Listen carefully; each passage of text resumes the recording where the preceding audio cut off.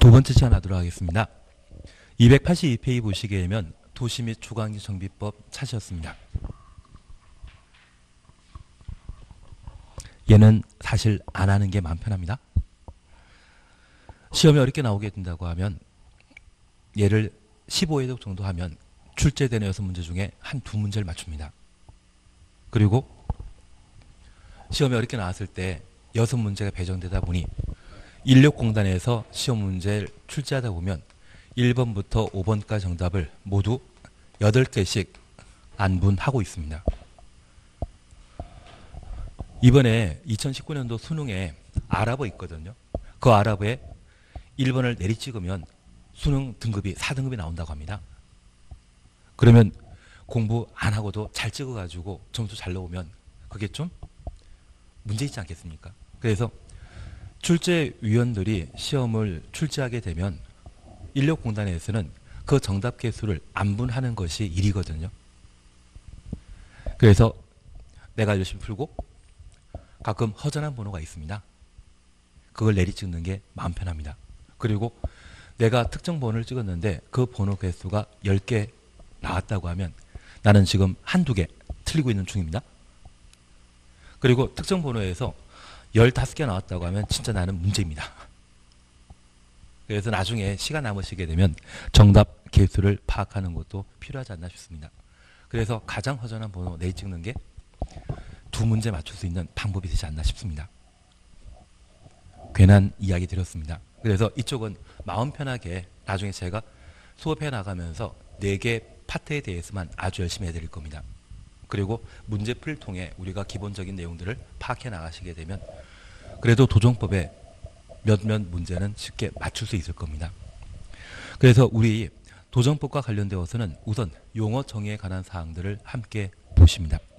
여기 용어 정의에서 어떻게든 하나 또는 2문제는 시험에 출제하기 때문에 얘를 살피시는 게 필요합니다. 282페이지 찾으셨습니까? 우선 정비구역 찾았습니다. 정비구역은 정비사업하는 장소를 정비구역이라 표현하고 있습니다. 2번 정비사업 찾았습니다. 현재 정비사업은 주거환경개선사업과 재개발사업, 재건축사업으로 각각 구분하고 있습니다. 283페이지입니다. 283페이지입니다. 우선 주거환경사업은 달동네 지역에 대한 정비사업을 주거환경개선사업이라 하는데 나는 서울의 달이라고 하는 드라마 본 적 있다? 그게 옥수 12구역이거든요. 그래서 옥수 12구역과 옥수 13구역이 서울의 달의 배경이었는데 얘가 한 3년 전에 정비사업이 완료되어 주민들이 입주했습니다. 그런데 옥수 12구역의 정비사업 기간이 36년 정도 걸렸거든요. 그러면 애초 조합원이 새 아파트에 입주하셨겠습니까? 자녀분들이 입주하셨겠습니까? 자녀분들이 입주하셨거든요. 그래서 이 정비사업과 관련되어서는 초기에 정비사업에 투자하신다고 하면 나를 위한 것이 아니라 자녀분들을 위해 투자하는 것과 마찬가지입니다. 그런데 이 자녀분들이 나중에 제사 잘 지내줄까요? 예, 그래도 나는 자녀분들을 위해 꼭 투자해야 되겠다. 그러면 정비사업에 투자하는 게 하나의 방법이 아닌가 싶습니다. 그러면 우리 그 서울의 달 드라마 보신 적 있다면 주인공은 저를 보십시오. 어차피 이건 그냥 재미로 보셔야 됩니다.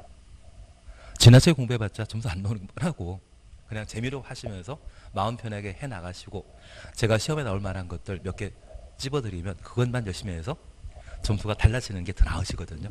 그래서 이해하시는 게 좀 필요하지 않나 싶습니다.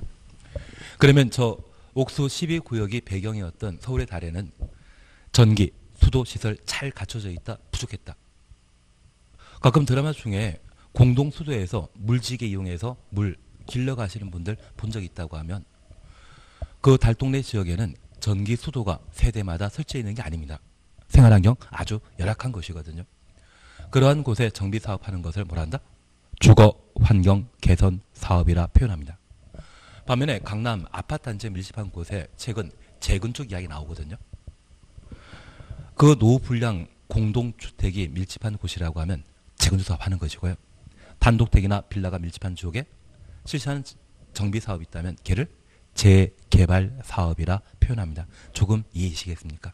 그러면 그 내용 토대로 주거환경 개선 사업 함께 보십니다. 도시 저소득 주민이 집단적으로 거주하는 지역으로서 서울의 달이 생각나셔야 됩니다. 정비 기반설이 극히 열악하고 극히 열악 추놓습니다. 노후 불량 건축물이 과도하게 밀집한 지역에 주거 환경을 개선하거나 그리고 단독택부터 앞에 2번이라고 적어 놓습니다. 정비사업 넘버 2입니다. 단독주택 및 다세대택이 밀집한 지역에서 정비 기반설과 공동 이용시설 확충을 통하여 정비 기반설부터 확충까지 가로 해놓습니다. 주거환경을 보전, 정비, 개량하기 위한 사업을 주거환경 개선 사업이라 표현합니다. 재개발 사업 찾으셨죠? 정비 기반설이 열악하고 열악 추놓습니다. 노후 불량 건물이 밀집한 지역에 주거 환경을 개선하거나 상업적, 공업적 추정습니다. 도시 기능의 회복 및 상권 활성화 등을 위하여 도시 환경 추정습니다. 개선하기 위한 사업을 재개발 사업이라 표현합니다. 재건축 사업은 정비 기반설은 양호하나 양호 추정습니다. 노후 불량 건물에 해당되는 공동주택, 공동택 추정습니다. 밀집한 지역의 주거 환경을 개선하기 위한 사업을 말한다. 그러면 첫 번째 우리 봐주실 것은 도시 및 주거환경 정비법은 정비 사업을 다루는 법률인데 이 정비 사업하는 곳을 정비 구역이라 표현하게 됩니다. 그런데 하나 이해하실 것이 있습니다. 여기 정비 구역 뭔가 개발 사업하는 장소이거든요. 그 개발 사업하는 장소는 그냥 지정한다? 행정계획 수립해서 지정한다. 도시군 계획설 부지도 도시군 관리계획으로 입안하고 결정해서 도시군 계획설 부지가 나왔고 개발구역도 개발계획 수립하여 개발구역을 지정했습니다. 정비사업 위한 정비구역도 정비계획을 수립하고 정비구역 지정하게 되거든요. 이에 대해 천천히 한번 반항하십니다. 그래서 첫 번째 기억하실 것은 정비사업하는 장소를 뭐란다? 정비구역이라고 하고 이 정비구역은 어떤 방식으로 지정한다? 정비계획 수립해서 정비구역을 지정한다. 그렇게만 파악해 놓습니다. 이제 두 번째입니다. 현재 정비사업은 세 가지 사업을 정비사업이라 표현하고 있습니다. 첫 번째, 달동네 지역에 대한 정비사업, 주거환경 개선 사업이 있습니다. 여기 주거환경 개선 사업과 관련되어서는 정비, 기반 시설이 극히 열악하고 노후 불량 건축물이 과도하게 밀집한 지역에 주거 환경 개선하기 위해 시행한 사업을 주거 환경 개선 사업이라 표현합니다. 그러면 우리가 다시 하나 봐주실 것이 정비 기반설입니다. 여기 기반설은 우리 인프라, 전기, 수도, 도로, 공원, 학교, 병원 등을 모두 기반설이라 표현하고 저 기반설 앞에 갑자기 정비란 말이 붙어 있습니다. 우리가 잠깐 이해해 주실 것이 있습니다. 세종시 등의 신도시의 경우에는 기반설이 충분한데 신도시가 아닌 구도시 있거든요. 구도시의 경우에는 전기, 수도 등의 기반시설 만약 도로가 존재한다고 하면 그 도로는 왕복 8차선이다. 왕복 2차선이다. 왕복 2차선입니다. 구도시에는. 그리고 이러한 구도시에는 도로변에 단층 또는 2층짜리 단독택이나 상가가 만들어져 있습니다. 예전에 구멍가게 같은 경우에도 단층에 구멍가게 이용하는 경우 있었거든요. 그런데 이런 구시가지에 사람들이 계속 이주해오게 되면 왕복 2차선 도로인데 불구하고 기존 건물 철거하고 4층짜리 또는 5층짜리 건물을 건축하는 경우가 있습니다. 그러면 해당 지역의 대표적인 기반설인 도로는 충분하다, 부족하다? 부족합니다. 그리고 수도권을 제외한 지방 같은 경우에는 가끔 가뭄이 심하게 발생하게 되면 단수 조치가 이루어지는 경우가 있습니다. 수도 공급 충분하다, 부족하다. 수도권이라고 하면 팔당댐에서 모든 문제 해결할 수 있는데 지방 도시 같은 경우는 그렇지 못한 곳이 꽤 있거든요. 그러면 전기, 수도 등의 충분한 기반시설 공급 안 된 상태에서 대규모 개발 사업 하게 되면 사람들이 제대로 생활하기 곤란하지 않겠습니까? 그래서 도시가 성장 발전함에 있어서 가장 필요한 것은 최소한 생활에 필요한 충분한 기반시설이 갖춰져야 됩니다. 그런데 수십 년 사이에 왕복 2차선 도로에 기존 건물 철거하고 5층짜리, 10층짜리 건물이 계속 들어서게 되면 이 동네는 아마 교통 체증이 아주 심각할 것 같습니다. 기반시설 그냥 놔두고 사용해야 되겠습니까? 확충해야 되겠습니까? 확충해야 되죠. 그래서 확충할 필요가 있는 기반시설, 그것을 뭐라 한다? 정비 기반 시설이라 표현합니다. 이러한 정비 기반시설이 무엇? 극히 열악하면 주거 환경 개선 사업의 대상인데 이 주거 환경 개선 사업이 이루어지는 달동네에는 무허가 건축물이 그렇게 많습니다. 현행법상 무허가 건축물의 경우에는 전기, 수도를 세대마다 연결 안 해줍니다. 가끔 저 달동네 지역에 사람들이 많이 거주하게 되면 선거 때마다 누가 찾아가십니다. 그리고 이번에 내가 당되면 집집마다 수도 연결시켜줄게. 그런 공약을 하는데 진짜 허공에 떠있는 공약입니다. 나중에 관계 공무원에게 수도 설치해라 그런 이야기를 하더라도 관계 공무원은 법령상 허가 받은 건물의 경우에만 전기 수도 시설 연결시킬 수 있다고 그런 이야기 하거든요. 그래서 무허가 건축물을 양성화 시킨다 할지라도 그 비용을 주민들이 부담하지 못하기 때문에 수도가 설치되질 못합니다. 그러면 전기 수도 시설이 아예 없는 형태를 뭐라 한다? 극히 열악이라 표현하게 됩니다. 그리고 두 번째입니다. 우리가 재개발 사업을 함께 보셨습니다. 여기 재개발 사업은 정비 기반시설이 무엇하고? 열악하고. 진짜 구도시에 이런 개발 사업이 이루어지는 것을 말합니다. 최근 목포에 투자하신 국회의원님 계시거든요. 그분 때문에 그 동네가 참 신문 방송에 많이 나왔는데 도로 좁아 보이지 않았습니까? 그리고 각종 개발 사업에 따라 현대식 건물이 들어서게 된다면 정비 기반시설은 충분하다, 부족하다. 있긴 있지만 부족한 상태를 정비 기반시설이 극히 열악하다라고 표현합니다. 아예 없는 것은 극히 열악. 있긴 있는데 부족하면 열악. 그리고 세 번째, 재건축 사업은 정비 기반시설이 양호하고 노후, 불량, 공동택이 밀집한 지역에 주거 환경 개선을 목적으로 실시하는 정비 사업을 재건축이라 표현합니다. 그래서 서울 강남 일대가 그에 해당되게 되는데 우리 1970년대 강남 신도시 개발 사업 이루어졌거든요.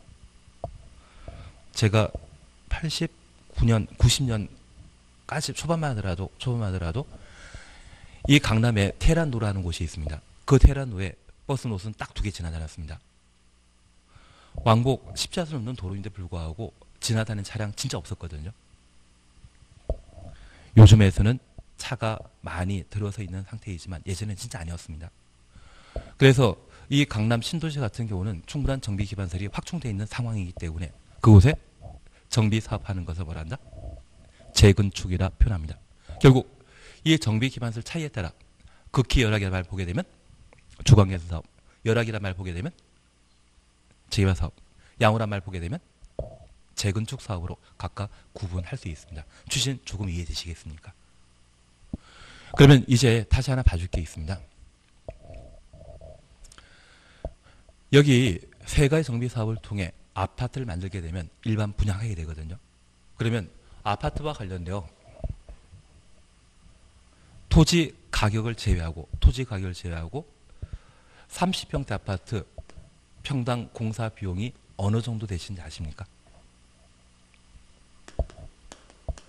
요즘 내진 설계 등이 좀 강화되다 보니 공사 비용이 한 750에서 800만 원 측정돼 있거든요. 그래서 건물만 내진 설계에 따라 건축하게 되면 건물 가격만 얼마다? 대충 2억 정도 또는 2억 5천 나옵니다. 이번에 강남 같은 경우는 분양 가격이 9억 넘는 아파트가 몇 개 있거든요. 한 12억짜리도 있는 것 같습니다. 땅값이 비싸져서 그런 현상을 보이는데, 이런 개발 사업하고 일반에게 분양하게 되면 남는 게 생기거든요. 공사비는 이렇게 책정되지만 보통 한 채 1억 정도 남습니다. 만약 500세 만들면 얼마 생긴다? 500억. 그러면 이런 정비 사업을 통해 일반에게 분양하게 되면 남는 게 있습니다. 그 남는 돈으로 주거 환경 개선 사업과 재개발 사업의 경우는 부족한 정비 기반시설 확충하는 데 사용하게 됩니다. 그래서 이 두 개 사업은 사익 사업이다, 공익 사업이다. 공익 사업의 성격을 가지는 반면 이 재건축 사업을 시행하게 되면 정비 기반시설 양호하거든요. 새로운 정비 기반시설 확충에 개발 이익을 사용하지 않습니다. 얘는 공익 사업이다, 사익 사업이다. 사익 사업이 됩니다. 그러면 서울에 가장 최근에 정비 사업한 것으로서 가락 시형 아파트를 헬리오시티로 개발해 놓은 게 있거든요.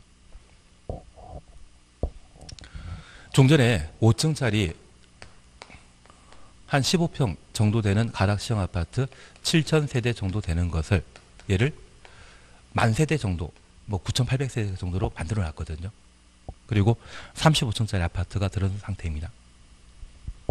그러면 해당 지역의 학교가 종전에 6,000, 7,000세대 학생들 수용하기 위한 학교가 있었는데 이번에 세대 수가 9,000세대, 10,000세대 달라졌다고 하면 기존 학교로 충분하다. 학교 새로 만들어줘야 된다. 학교 새로 만들어줘야 됩니다. 그러면 이 재건축 사업을 시행하게 되면 정비 기반시설 충분하다고 개발 이익은 아파트 평형 넓히는 데만 사용하고 정비 기반시설 확충에 사용하지 않고 있습니다. 대신 학교는 학생 수가 늘어났기 때문에 당연히 새로 만들어줘야 되거든요. 나라 예산이 들어가게 되면 내가 국토교통부 장관이었을 때 또는 서울시장이었을 때 저 재건축 사업 좋아한다, 싫어한다. 싫어할 수밖에 없습니다. 돈 들어가니까. 이들은 정비 기반시설이 충분하다고 이야기하지만 실제 개발 사업 다 하고 나면 도로 넓혀줘야 되고 뭔가 해줘야 되는 게 많거든요. 그래서 이번 정권에서는 예산을 국민의 복지를 위해 쓰고자 하지 않습니까? 의료보험도 확대 시행하고 그리고 각종 연금 제도를 개선해서 개개인에게 얼마씩 주고자 합니다. 훌륭한 정권이지 않습니까? 대신 내년에는 세금 올라간다, 줄어든다. 올라가고 요즘 서울 같은 경우는 70km 달리던 곳을 50km로 달리도록 해놨거든요. 왕복 8차선 도로인데 70이 아니라 50km 달리라고 하면 앞에 차가 없으면 나는 달른다. 50km 딱 준수한다. 밟습니다. 그리고 딱지 날라옵니다. 요즘 세금이 많이 부족해가지고 연말이어서 그런지 몰라도 과태료 고지서가 점점 많이 날라오는 것 같은데요. 나는 이런 데 관심 없다. 그래서 아마 그런 쪽에 사용하는 게 좋지 이쪽에 학교 새로 만들어주는 거는 좀 싫어하시는 것 같습니다. 괜한 이야기를 했나 봅니다. 사실 세금을 앞으로 좀 더 낼 일이 있고 종부세 확대 시행하다 보면 이제 1가구 1주택도 만만치 않을 것 같은데요. 그냥 계속 하던 걸 하도록 하겠습니다. 예, 그래서 얘는 사익사업이고 얘는 공익사업 성격 가진다라는 것 이해해 놓습니다. 그런데 이 재개발 사업을 시행하면서 정비 기반시설 확충할 때 돈이 부족하면 조합원이 부담금이라는 것을 낼 수밖에 없거든요. 그 부담금이 지나치게 많아지게 되면 이 재개발 사업의 이해관계인은 재개발 사업에 반대할 수밖에 없습니다. 그래서 이 재개발 사업이 완전 무산되게 되면 이곳에는 정비 기반시설 충분합니까? 부족합니까? 부족한 상태이거든요. 그래서 주거 환경 개선 사업 2가 이루어지게 됩니다. 앞서 제가 말씀드렸습니다. 단독택과 다세대 주택이 밀집한 곳에 정비 기반설이 부족하면 재개발 사업 하는데 이 재개발 사업이 무산되게 되면 이 단독택과 다세택은 그냥 놔두고 소유자가 스스로 고치고 이곳에 부족한 정비 기반 시설과 공동 이용 시설, 여기 공동 이용 시설은 어린이 놀이터 등으로 이해해 주십니다. 이걸 시행자가 확충하는 정비 사업을 시행하게 되는데 새로 아파트 만들어지는 거 아닙니다. 오직 뭐만 주차장이나 놀이터 새로 만들어지는 정비 사업이 이루어지게 되는데 이런 사업 형태를 뭐라 한다? 주관경 개선 사업이라 표현합니다. 대신 이 넘버 2에 해당되는 사업이 예정되어 있는 곳이 있다고 하면 전국 어디건 관계없이 꼭 저한테 연락 주십시오. 저 빚을 내서라도 투자하고 싶습니다. 근데 이 이야기를 제가 10년 넘게 떠들었는데 저한테 연락 주시는 분은 안 계시더라고요. 그러면 기존에 왕복 2차선 도로 있는 곳에 내가 단독택을 가지고 있었는데 나라에서 주간 개선 사업이랍시고 이 왕복 제한 도로를 왕복 4차선 도로를 만들고 우리 동네에 주차장 만들고 놀이터 만들게 되면 나라에서 예산 쏟아부은 형태가 되거든요. 내 집값은 예전과 같다? 가격 올라간다. 예산 들어간 곳은 내 집값은 올라갈 수밖에 없습니다. 이런 곳을 지정될 것을 아시는 분이 계시다면 꼭 저한테 연락 주십시오. 빚을 내서라도 투자하고 싶습니다. 아마 얘가 가장 좋지 않나 싶습니다. 그래서 단독택 가격이 갑자기 달라지는 그런 형태가 보인다고 하면 바로 이런 사업이 이루어졌기 때문에 가능한 것으로 이해해 놓습니다. 그리고 이 재개발 사업과 관련된 넘버 2로 상업지역, 공업지역을 대상으로 도시 환경을 개선하기 위해 정비 사업을 시행하게 되면 얘를 재개발 사업이라 표현합니다. 그러면 우리 하나 이해하실 것이 있습니다. 뉴욕에 할렘가라는 곳 들어본 적 있으십니까? 그러면 현재 뉴욕의 중심지는 어디다? 브로드웨이라고 하는 곳 들어본 적 있으십니까? 근데 할렘가도 70년만 하더라도 뉴욕의 중심지였습니다. 대표적인 상업지역이었거든요. 근데 이 상업지역과 공업지역을 그냥 내버려 두고 방치하고 더 이상 개선하지 않는다고 하면 빈민가로 소문나 버립니다. 그래서 이 상업지역, 공업지역에 존재하는 다양한 건축물이나 또는 기반시설을 확충할 목적으로 실시한 정비사업이 있다면 걔를 뭐라 한다? 재개발 사업이라 표현하게 됩니다. 그래서 주간개선 사업 2개, 재개발 사업 2개, 재건축 사업 하나, 총 5가지 사업을 3개 명칭으로 나눠 놨습니다. 첫 번째 우리 이해하실 것은 정비 기반설 차이에 따라 극히 열악이라는 말을 보게 되면 뭐다? 주간개선 사업. 열악이라는 말 보게 되면 뭐다? 재개발 사업. 양호란 말 보게 되면 재건축 사업. 양호란 말이 나왔는데 얘를 재개발 사업으로 설명하면 그거 틀린 것이죠. 그 정도를 잡아주시는 게 이쪽의 시험거리입니다. 그리고 가장 큰 것은 이 주간 개선 사업과 재개발 사업은 공익 사업이고 재건축 사업은 사익 사업이기 때문에 내가 국토교통부 장관이었을 때 규제를 강화시킬 것은 재건축, 규제 풀어줄 것은 재개발.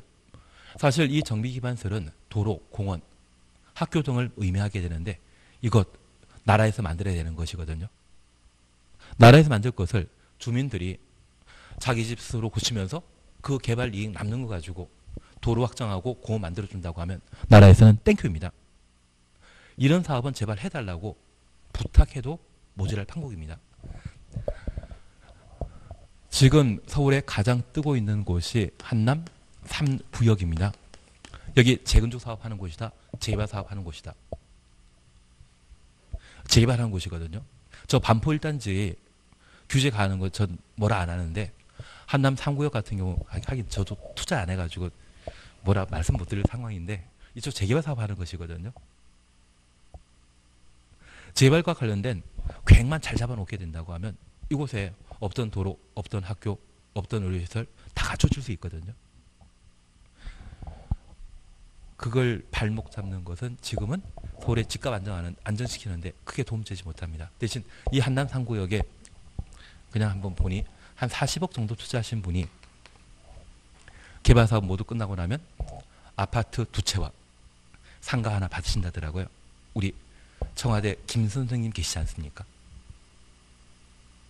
그분도 40억 투자해가지고 아파트 2채, 상가 하나.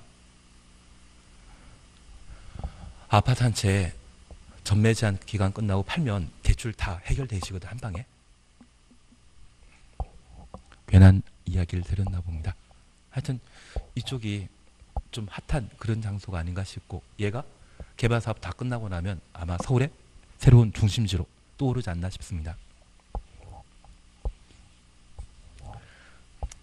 이런 거는 남의 이야기죠. 괜한 이야기 한다 봅니다. 대신 정비사업 3가지와 관련되어 조금 이해되시겠습니까? 서울의 달 배경되온 것은 무엇이다? 주광해수 사업. 한남 3구역은 재개발 사업. 강남 아파트 단지, 대치동에 음마아파트 있지 않습니까? 그쪽은 재건축. 그렇게만 각각 구분해 놓습니다. 조금 이해내시겠습니까? 이거는 뭘 적고 말고 하는 게 아니라 이해하시는 게 공법에서는 가장 중요하십니다. 그리고 천천히 반복되시면 충분하시거든요. 예, 1. 노후 불량 건축물 그냥 지나가십니다. 낡고 오랜 건물을 노후 불량 건축물이라 표현합니다. 그리고 2. 정비 기반설 찾으셨죠? 정비 기반설이란 도로, 상하수도, 공원, 공용 주차장 등을 말한다. 그래서 생활에 꼭 필요한 필수시설을 뭐라 표현한다? 정비 기반 시설이라 표현하게 됩니다. 취지 이해하시겠습니까? 그리고 3. 공동이용시설입니다. 공동이용시설이란 주민이 공동으로 사용하는 놀이터, 마을회관, 공동작업장 등을 말한다. 그래서 우리가 잠깐 이해하실 것은 정비기반시설은 생활에 꼭 필요한 필수시설인데, 이 정비기반시설을 나중에 주택법을 공부하게 되면 주택법상 부대시설이 정비기반시설이 되게 됩니다. 그리고 공동이용시설은 주택법상 복리시설이 공동이용시설이 되게 됩니다. 그래서 아파트 단지에 생활하실 때 단지 내 주차장, 그 주차장이 있다고 하면 걔는 뭐다? 부대시설입니까? 복리시설입니까? 부대시설이고 그것을 정비기반시설이라 하고, 단지 내 상가 있다고 하면 그 단지 내 상가를 뭐라 한다? 복리시설, 공동이용시설이라 표현하게 됩니다. 그래서 정비기반시설은 생활에 꼭 필요한 필수시설을 말하고, 공동이용시설은 주민이 공동으로 사용하는 어린이 놀이터, 복리 증진시키기 위한 시설들을 공동이용시설이라 표현하게 됩니다.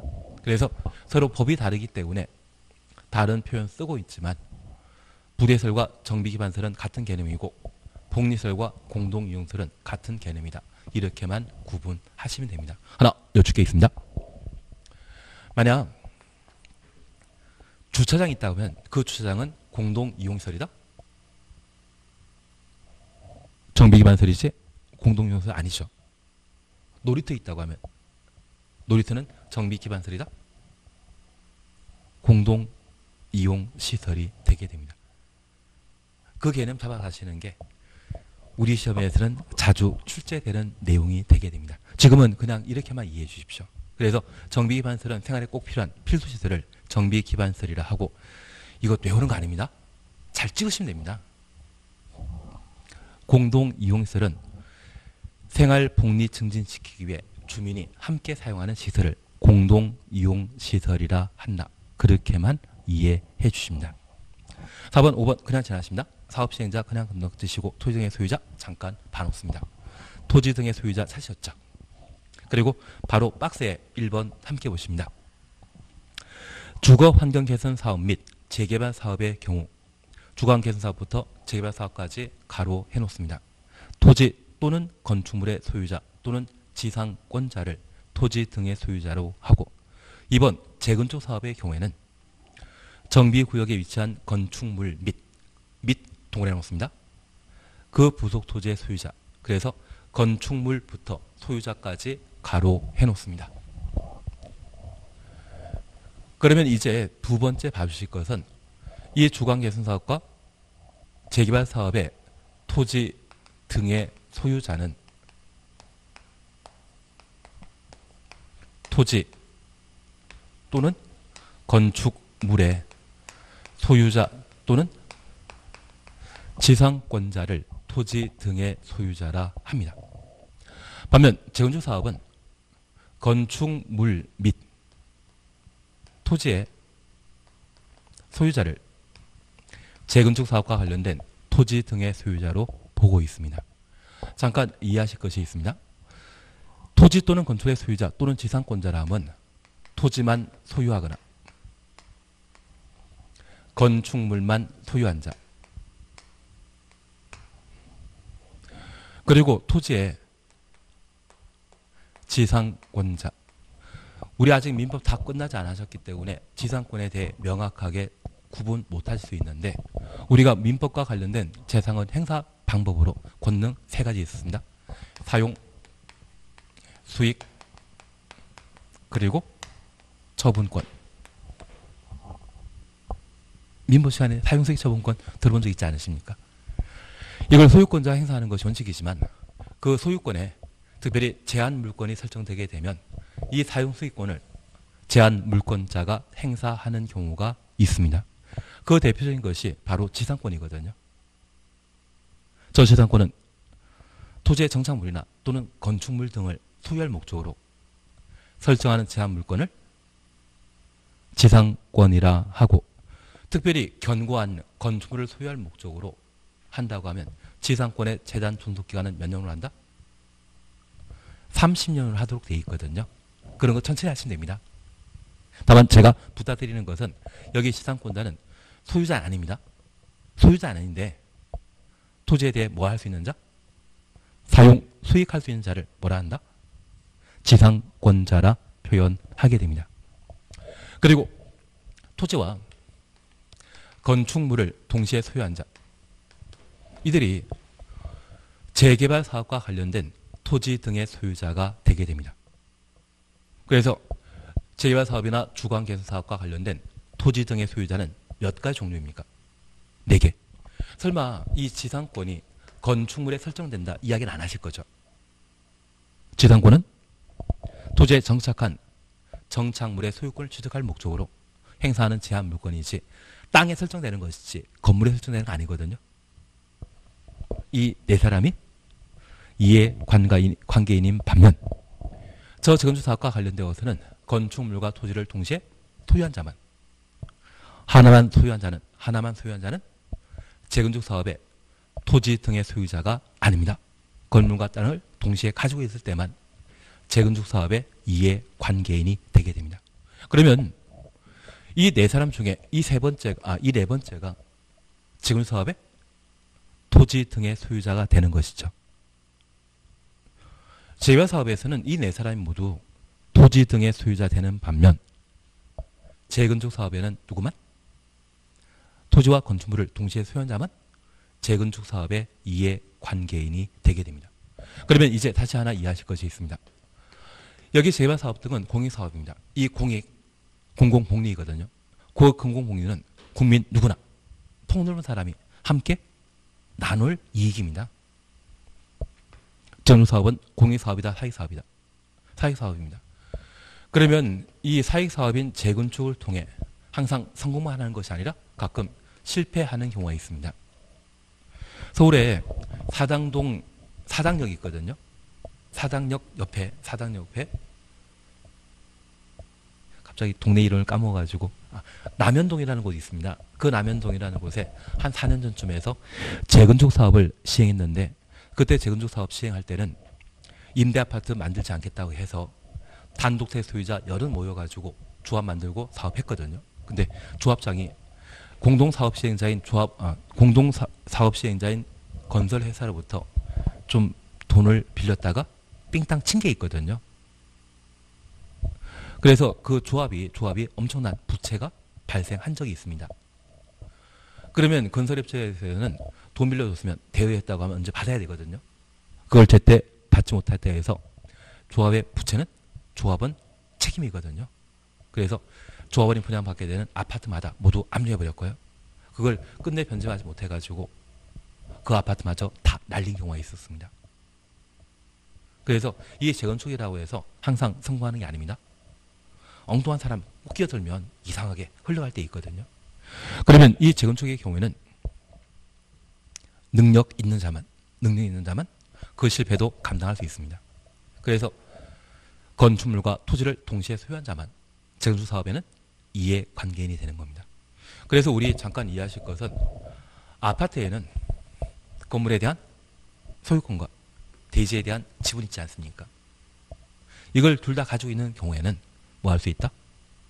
재건축 사업의 이해관계인이 될 수 있는데 만약 땅만 가지고 있거나 또는 건물만 가지고 있는 분이라고 하면 저 재건축 사업에 있어서는 아파트 분양받는 자가 못 된다라는 것을 좀 이해해 주십니다. 그래서 우린 공익사업이기 때문에 이해관계인을 폭넓게 인정하는 것이 재개발 사업과 주거 개선 사업의 특징인 반면 사익사업인 재건축 사업은 실패도 있기 때문에 건축물과 토지를 동시에 소유한 자만 뭐가 될 수 있다? 이해관계인이 될 수 있는 겁니다. 그래서 여기 재건축 사업과 관련되어서는 자주 조합장이, 조합 임원이 뭐 하고 있는지를 살펴봐야 됩니다. 나중에 우리 중에 조합장이 되시는 분이 계시다고 하면 절 꼭 저한테 이야기하시면 제가 교도소 안 가게 잘해드릴 수 있습니다. 재개발 사업은 조합장이 한 3번 바뀌어야지 성공한다고 하는데 3번 바뀌는 이유는 다른 거 없습니다. 다 조합장께서 뭔가 하나씩 챙겨간 게 있으시거든요. 도움이 안 되는 이야기만 계속 하고 있었습니다. 대신 공익사업과 사익사업 어느 정도 구분은 되시겠습니까? 그 정도만 해주시면 됩니다. 한 장 넘기시면 1. 정비 기본 방침 그냥 지나갑니다. 그리고 2. 도시 및 주거 환경 정비 기본 계획 차시였죠.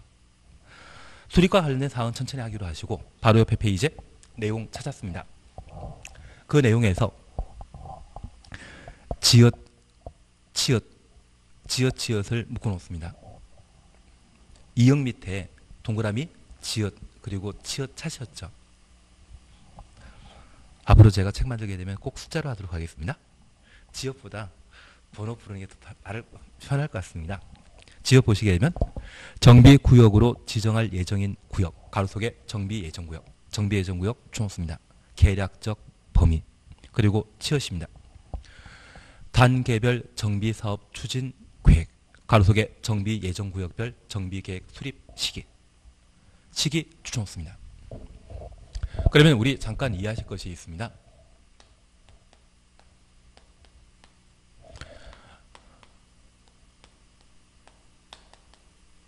사실 정비 사업을 시행하고자 한다면 정비 기본 계획이 도시마다 한 개 수립되고 그래서 서울에 하나, 세종시 하나, 대전에 하나씩 수립되고 이 정비 기본 계획에서는 장내 정비 사업할 수 있는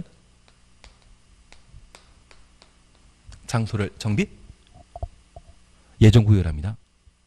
정비 사업할 수 있는 장소를 뭐라 한다? 정비구역이라고. 이 정비 기본 계획에서는 그러한 정비 사업할 수 있는 장소 정비 예정구역이 어디인지 정해놓는 것이고요. 그리고 이 정비 예정구역별 정비 계획 수립 시기 그러면 정비 기본 계획에 따라 정비 사업 시기가 도래했다고 하면 그 예정 구역을 대상으로 뭘 수립한다? 정비 계획 수립하고 저 정비 계획에 따라 무엇 지정한다? 정비 구역을 지정하게 됩니다. 근데 제가 옥수 12구역 이야기 드렸죠. 몇 년 걸렸다? 36년 걸렸다고 이야기 드렸습니다. 여기 정비구역 지정하고 정비구역 지정구역이 되고 그냥 35년 이상 걸렸다고 하면 저 정비 기본 계획에 제시한 정비 예정구역 지정되면 35년보다 더 걸린다는 이야기죠. 한 40년, 좀 길게는 45년. 진짜 나를 위한 것입니까? 자제분을 위한 것입니까? 손자, 손녀를 위한 것입니까? 진짜 저 노량진에 손자, 손녀를 위해서 저 정비 예정구역 보고 투자하신 분이 계시더라고요. 그래서 한 1970년대 말에 노량진 요즘 학원가로 유명한 곳이 있거든요. 그리고 노량진 뉴타운이라고 하는 곳이 있는데 그거 보고 투자하신 분이 계십니다. 그동안 집값 하긴 1980년대 하나 그냥 농담삼아 얘기하겠습니다. 요즘 서울의 대치동 쪽에 이번에 학제 개편돼 가지고 좀 시험제도 또 바뀌게 되면 대치동에 이 아파트가 좀 유명해지거든요. 얘가 1979년도에 만들어졌습니다. 얘 신축될 때 저 가봤는데 그때도 아파트 단지 관리하는 관리사무소에서는 아파트 벽에 붙여서 차 주차시키지 말아라. 그런 표지를 세워놨습니다. 왜냐하면 외벽 마감 자재가 부실 시공하다 보니 가끔 떨어지거든요. 차에 떨어지면 관리 소홀이라 해서 관리체가 보상을 해주는 그런 상황이었습니다. 그런 부실 공사했던 이 아파트가 29평짜리가 그때 분양 가격이 2억 7천인가 2,700만 원이고 31평짜리가 그 당시에 2,900, 한 3천 정도였거든요. 요즘 집값 얼마이다? 30억 찍었다는 이야기 못 들어보셨어요? 한때 찍은 적이 있는데 이상한 이야기만 계속 해가지고 도움이 안 되는 것 같습니다. 갑자기 이상한 이야기 들었는데 여기 정비예정구역 지정하게 되면 그것은 몇 년 기다려야 된다? 한 40년. 손자 손녀를 위해 투자하시는 게 정비예정구역 보고 투자하시는 거고요. 정비구역 지정해서 투자하게 된다면 초기에는 자재분을 위해 투자하시는 겁니다. 그래서 이 정비예정구역은 진짜 뜬구름 잡는 그런 소리가 될 수도 있을 겁니다. 대신 나는 삶의 여유가 넘친다고 하면 그때는 투자를 많이 하실 겁니다. 이때 가장 저렴하게 평가된 시기거든요. 대신 이 정비구역 지정된 이후 정비사업이 어느 정도 진행 중인 상황이 발생하게 되면 서울 같은 경우 비정비구역이 단독택이나 빌라가 평당 2천만 원 정도에 거래된다고 하면 정비구역 안에서는 3천만 원 이상에 거래됩니다. 그래서 정비구역이 가격이 높게 형성되어 있는 것이 특징입니다. 그래서 나는 이 조정법을 좀 공부하는 게 필요한데 쉽게 나옵니까? 어렵게 나옵니까? 어렵게 나오는 게 특징이거든요. 그래서 우리는 개요만 파악해 나가십니다. 그리고 나중에 진짜 돈 되는 것은 가끔 생산성 본부 같은 곳에서 도정법과 관련된 특강할 때 있거든요. 그때 한번 보시면 됩니다. 다만 지금 우리는 시험과 관련된 내용만 반영할 겁니다. 다만 우리 다시 한번 봐줄 게 있습니다. 정비기본계획 수립되게 되면 이 정비기본계획에서는 무엇이 결정된다? 정비예정구역과 정비예정구역별 정비계획 수립 시기 5년 뒤에 또는 10년 뒤에 수립한다. 그게 담기게 됩니다. 그리고 그 시기가 도래하게 되면 저 정비예정구역에 뭐 수립한다? 정비계획 수립하고 정비계획 수립 이후 뭐 한다? 정비구역을 지정 고시하게 됩니다. 그런데 우리 잠깐 이해하실 것이 있습니다. 재건축사업과 재개발사업은 사익사업이다, 공익사업이다. 죄송합니다. 주거환경사업과 재개발사업은 사익사업이다, 공익사업이다. 공익사업이고 재건축은 사익사업이죠. 규제가 강화돼야 되지 않겠습니까?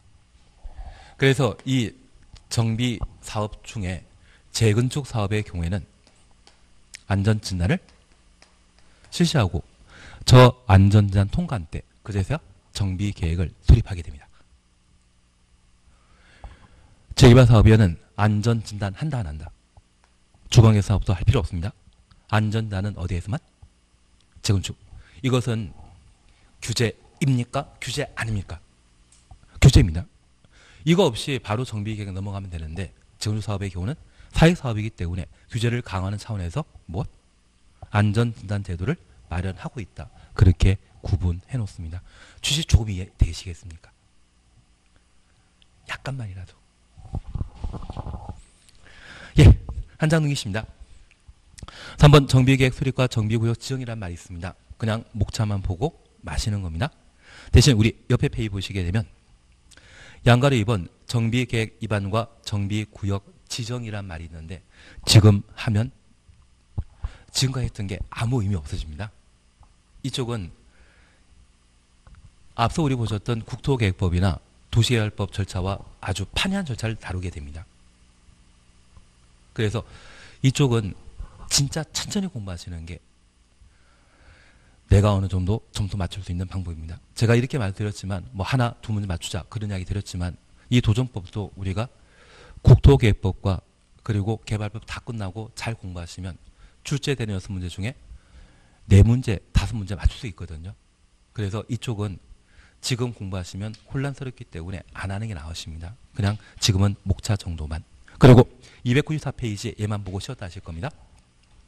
294페이지 4. 재건축 사업의 안전진단 찾으셨죠?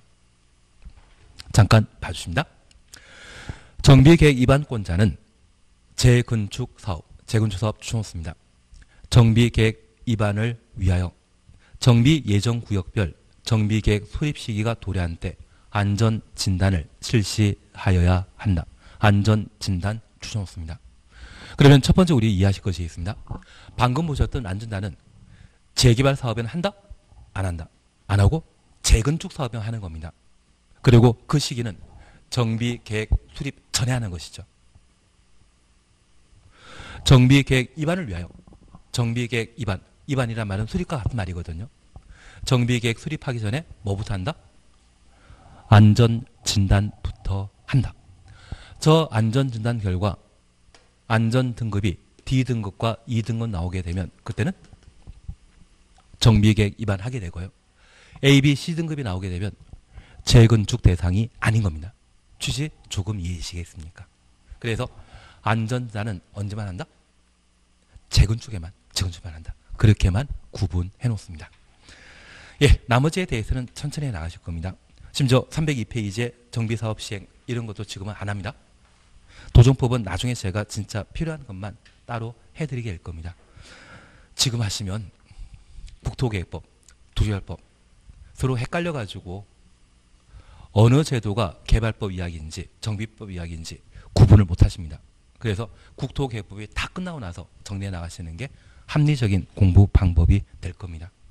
이번 시간 여기까지 하시고 다음 시간에는 356페이지에 재건축 해 나가실 겁니다. 건축법 해 나가실 겁니다. 지금은 입문 과정에 생각해 주셔야 됩니다.